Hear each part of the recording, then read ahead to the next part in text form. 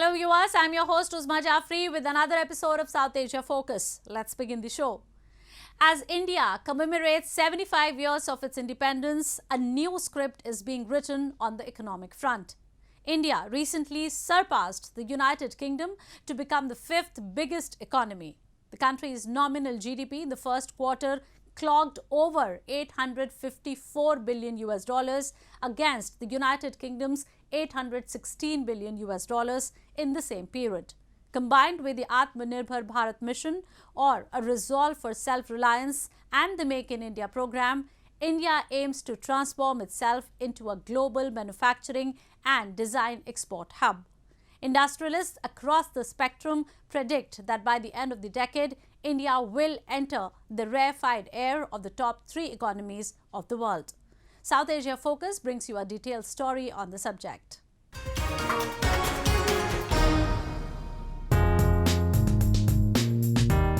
As India commemorates 75 years of its independence, a new script is being written on the economic front. A tripartite foundation of a determined political will to take difficult decisions for the greater good, speedy implementation of fiscal objectives, and a science and technology-based development model have propelled India to the coveted top 5 economies of the world.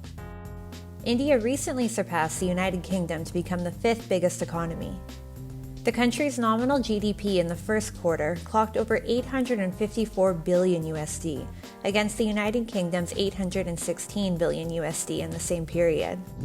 Among all major economies, India's growth at 3.83% in the 3-year period is the highest, followed by the United States at 3.78%, Canada at 2.58%, the UK at 1.06%, France at 0.68%, and Japan at negative 1.27%. What is even more significant in this achievement is the fact that India reached these numbers at a time when the world was still struggling with the economic fallout of COVID-induced shocks. The Prime Minister used the challenge of the pandemic as an opportunity of the multiple rounds of economic reforms which covered vast sectors of the economy, which has deeply enhanced the productivity, long-term productivity of the economy. Industrialists across the spectrum predict that by the end of the decade, India will enter the rarefied air of the top 3 economies of the world.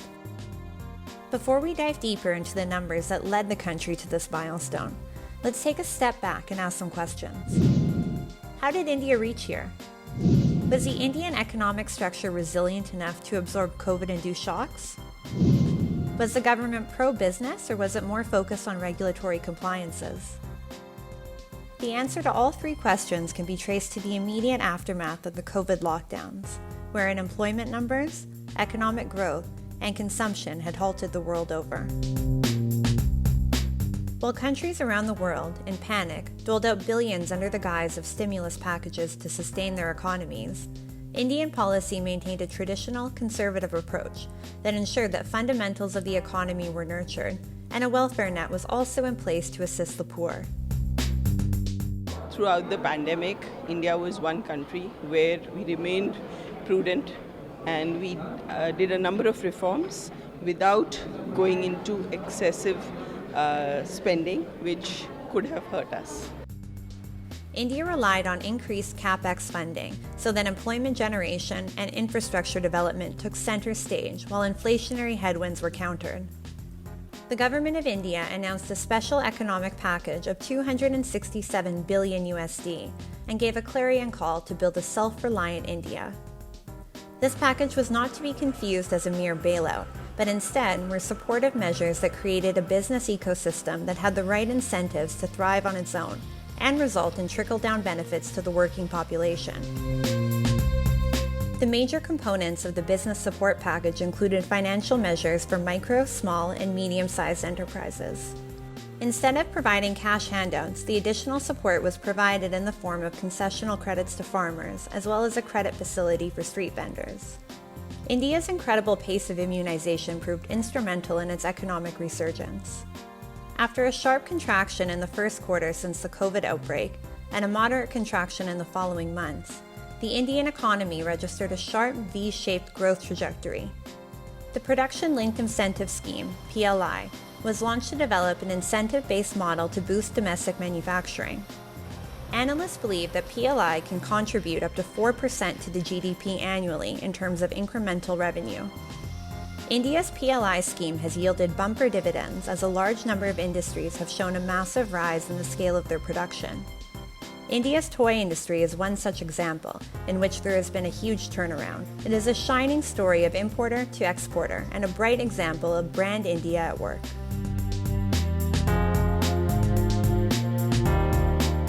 Digital India led from the front during the COVID distress when India distributed nearly $5 billion in cash benefits to the impoverished, direct to their accounts. The country was already on a digital-first trajectory with one of the highest volumes of digital transactions in the world when the pandemic struck, and further propelled the use of contactless digital technology. India is now clocking around 100 million digital transactions a day, with a volume of $67 billion, about a 5-times jump from 2016. A World Economic Forum 2020 report says the use of digital technology led to savings of nearly $23 billion, 98% of this by eliminating erroneous beneficiaries. Getting the basics right, India has ensured a strong bedrock of tools that a country needs to make quantum leaps in the economic growth of its people. A business-friendly government is taking decisions to maximize the potential of its workforce and provide companies with the right tools to thrive in this business-friendly ecosystem. India's mixed economy model has defeated all economic templates and has set an example before the world. Owing to leaps taken by the country through this road, economists predict that India will become one of the top 3 economies in the world.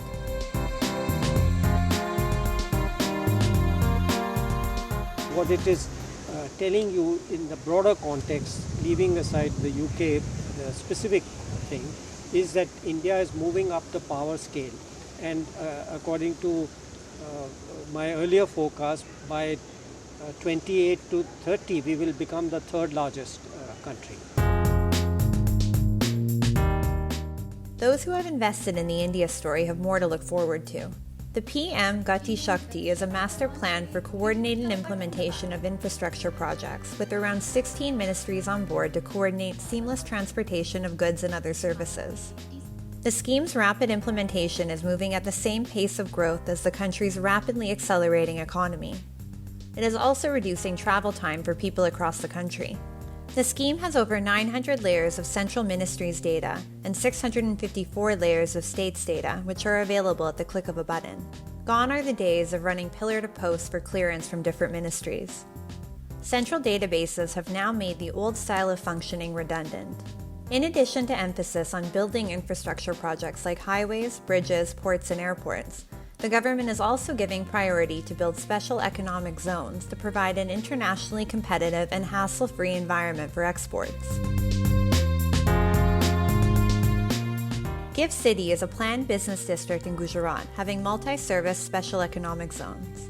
Built on 886 acres, it offers a competitive edge to financial services and technology-related activities. To further accelerate economic growth, the government also launched Startup India, a flagship initiative with the agenda to actively support startups and entrepreneurs. Today, India boasts being the 3rd largest startup ecosystem across the world, with over 100 unicorns and more than 60,000 startups operating within the country.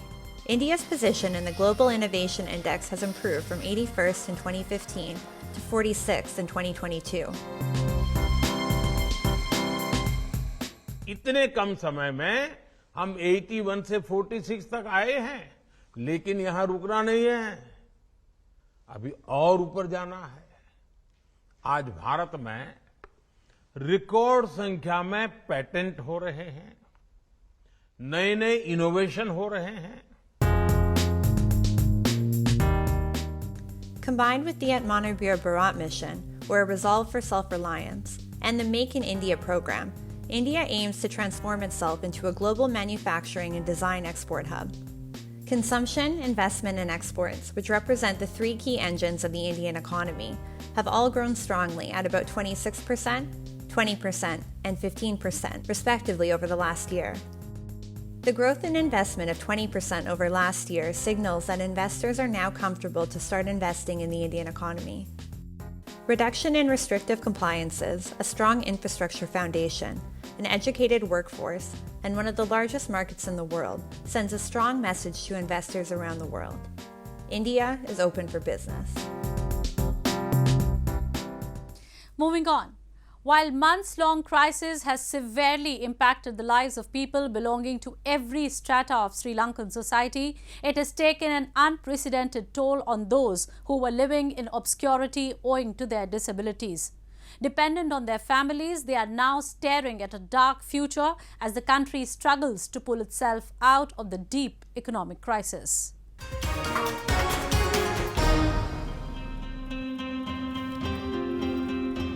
As the blazing midday sun beats down on his back, Singaram lifts himself over his peanut field, strikes his spade against the earth and begins to dig. The 44-year-old Tamil labourer has been tending to his patch of land for just under 2 months in Mullaitivu, a town on Sri Lanka's northeastern coast that is still recovering from the impact of country's bloody 26-year war. On January 14, 2009, 4 months before the war came to an end, Singaram was wounded by a shell attack and moved to hospital in nearby Puthukuduyerippu. When an airstrike hit the hospital, Singaram lost both his legs and was wounded in one of his arms. Mullaitivu is located in Sri Lanka's northern province, which is almost entirely populated by Tamils, many of whom were severely affected during the war. It is less than 20 kilometers from Mullaitivu, where an estimated 70,000 to 169,000 Tamils were killed in the war's final offensive. Today, 13 years after the war, the impacted Tamil population is being dealt a second blow by Sri Lanka's economic crisis, the worst it has faced since independence. Runaway inflation has left many of them unable to afford basic necessities, with several people already unable to work. கஷ்டம்ன்றது கூட இருக்கு எனக்கு மேலே இப்போ கூலிக்காரன் வந்து சில அந்த நாள் எப்பயோ சரி கிழமையில் ஒரு நாள் 2 நாள் அவன் தொழில் செய்வான் எனக்கு அந்த வாய்ப்பு இல்லை சார் இப்போ என்னென்னா இப்போ எனக்கு வந்து கூலி வேலைக்கு போனாலும் யாரும் எங்களை எடுக்க மாட்டாங்க டக்குன்னு கூலி வேலைக்கு ஏன்னா இப்போ நாங்கள் இப்போ இப்படி போய் செய்கிறதுக்கு சாத்தியம் இல்லை தானே அது இப்போ இது எங்கள் சொந்த விதம் இப்போ நாங்கள் சொந்தமாக ஒரு பொருளை செய்வோம்ன்ட்டு நாங்கள் ஒரு முயற்சி எடுத்து செய்கிறபடியாக இதுக்கு நாங்கள் வந்து பாடுபடுறபடியாக எங்களுக்கு அது செய்துകൊണ്ടിருக்கிறோம். Senthipan Kalachelvi has a similar story to tell. The 38-year-old housewife lost an arm and a leg in shell attack while she and her family were displaced from their native village of Kummulamunai in the final months of civil war. The resulting disabilities left Kalachelvi entirely unable to work and confined to carrying out household duties, including sweeping, washing clothes and helping her children with their homework. After being widowed in 2012, she was left totally dependent on her mother, who works as a daily wage labourer. நாங்கள் இந்த சொந்தரம் கும்பலாமனை அப்படி இடம்பெயர்ந்து நிறைய இடங்களில் இடம்பெயர்ந்து கடைசியாக போய் புதுக்குடிப்பு தேவிபுரத்தில் ஆனா பகுதியில் போயிருந்த இடத்தான் எனக்கு அம்மாவுக்கு 2 பேரும் காயப்பட்டுனாங்க. அம்மாவுக்கு விரல் இல்லை, எனக்கு இப்படி கால் கை இல்லை போனது கஷ்டம்னு சொன்னால் எங்களோட கால் கை இருந்து நாங்கள் உழைச்சி எங்களோட சிவியத்தை போக்காட்டு வந்தேன். இந்த சித்தத்தால் இப்படி வந்தது. The United Nations High Commissioner for Refugees estimated in 2003 that more than 84,000 Tamils fled to neighbouring India during the course of the civil war, while 800,000 Tamils were displaced by the conflict. These are not two exclusive cases.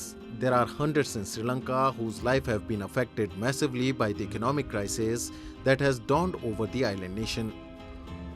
Months of helplessness has pushed such people to the brink. And with little light appearing at the end of the tunnel, observers fear that food and cash-driven crisis could prompt another tragedy in their lives, and this time around, they might not end up being the fortunate ones. Time now for Asia This Week, the stories from across the continent.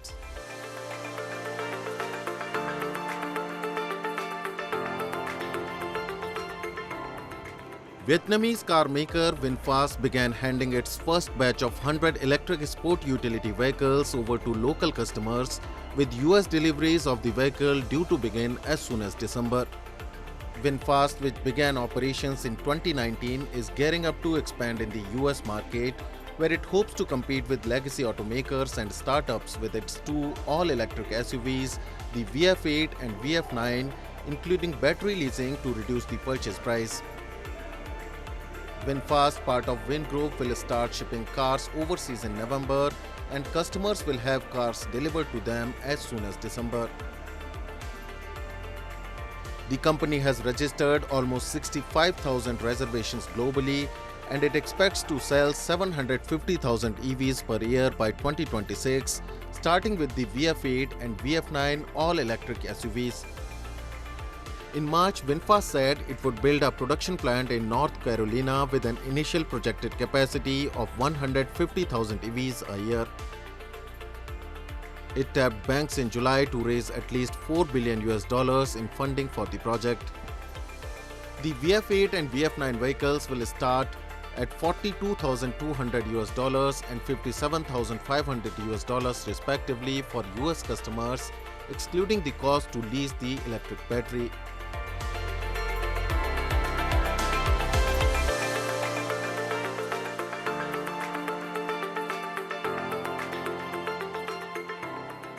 Bidding funeral to a deceased loved one is the most crucial ritual one has to perform in their lifetime.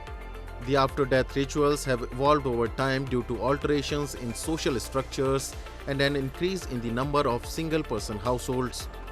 To add to the cause and make funerals memorable, an exhibition was recently organized in Tokyo, where a number of companies offering funeral services and items showcased their products. The changes in social structure and the coronavirus pandemic have made Japanese companies develop services that are more compact and less formal. The Arikata project is a venture jointly produced by the Minthera division and Rokomedo that offers memorable items and products that can be passed on to the next generation by placing a memento of the deceased and a message in a wooden box. The main objective behind the idea is to connect the thoughts and feelings of loved ones for the deceased. コンパクトにすることが目的ではないんですが、どうやったらその自分たちのその思いとか自分たちのその生きたその、考えを含めて後世につなげて仲間に含めて伝えることができるかっていうことで、たくさんそういうタッチポイントを思い出してもらえるそのタッチポイントを作ることが目的で、このような形にしています。お墓参りをして、それ以外に本堂やその他ところに置いていただいて、そこで思い出してもらうためのものですね。昔私たちが、小さい頃はアルバムがあって、そのアルバムの写真の脇に親のメッセージが書いてて、その親がどんな思いで、いたのかというのが分かるので、そういうふうな形でその思いを少しずつ貯めていってもらうための仕掛けを作りたいなというふうに思っています。This is a product for those who, due to recent family circumstance, do not have a Buddhist altar and cannot place a large portrait. By turning the heavy atmosphere of the portrait into art, children can also be exposed to the memory of the deceased.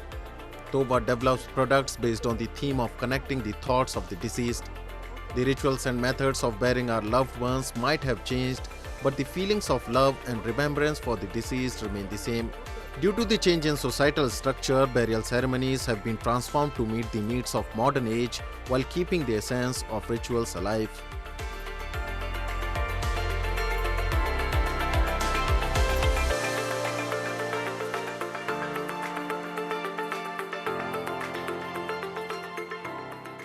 Gifts have for a long time been an expression of love and admiration.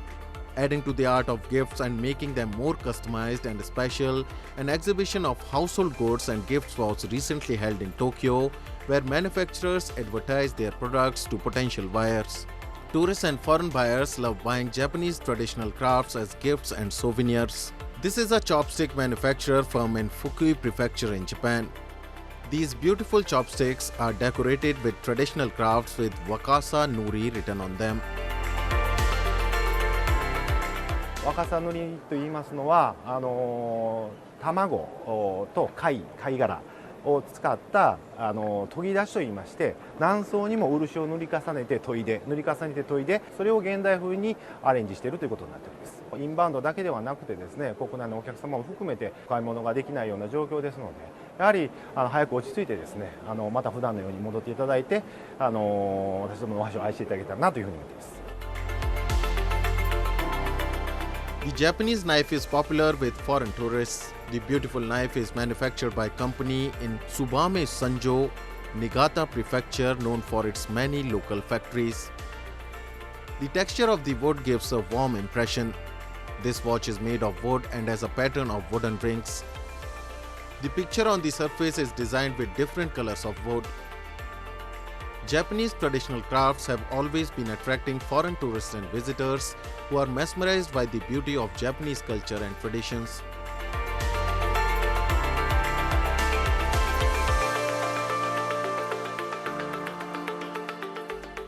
Moving on.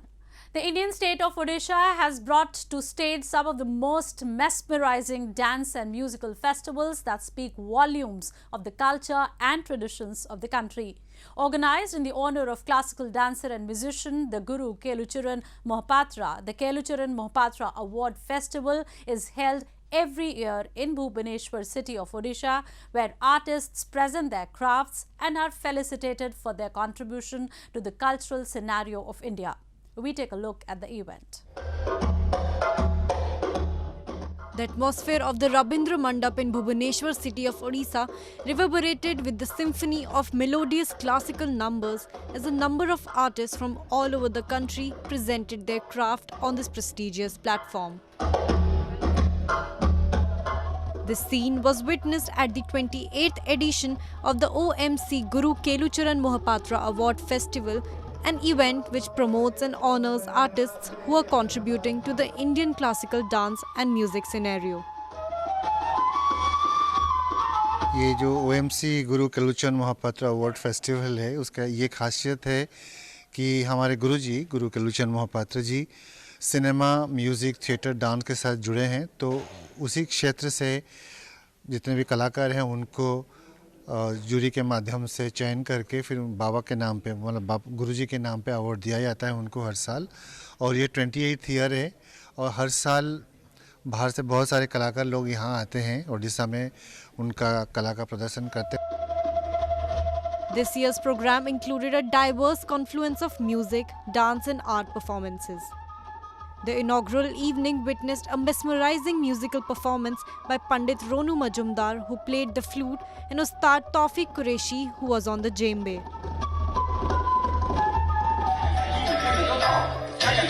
Another notable performance was that of Padma Shri awardee Geeta Chandran and her ensemble Natya Vriksha Dance Collective.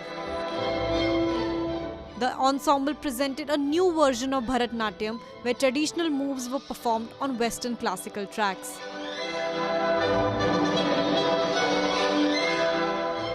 Bharatanatyam की vocabulary को रखते हुए, ऋतु संहार जो कालिदास का है उसका content रखते हुए म्यूज़िक, लेकिन हमने वेस्टर्न क्लासिकल म्यूज़िक यूज़ किया चाइकोव्स्की का। तो इसमें हमने बहुत जगह इसकी प्रस्तुति करी है और बहुत लोगों ने सराहा है। तो हमने कहा ऐसे मंच में उसको करने से कैसा रहेगा, हम भी थोड़े से इसमें थे, लेकिन आपने तो देखा किस तरीके से ऑडियंस को ये बहुत अच्छी लगी। Guru Kelucharan Music and Dance Festival not only is a platform for artists to present their crafts, but also plays a major contribution in spreading awareness about the culture and heritage of Odisha on various national and international platforms.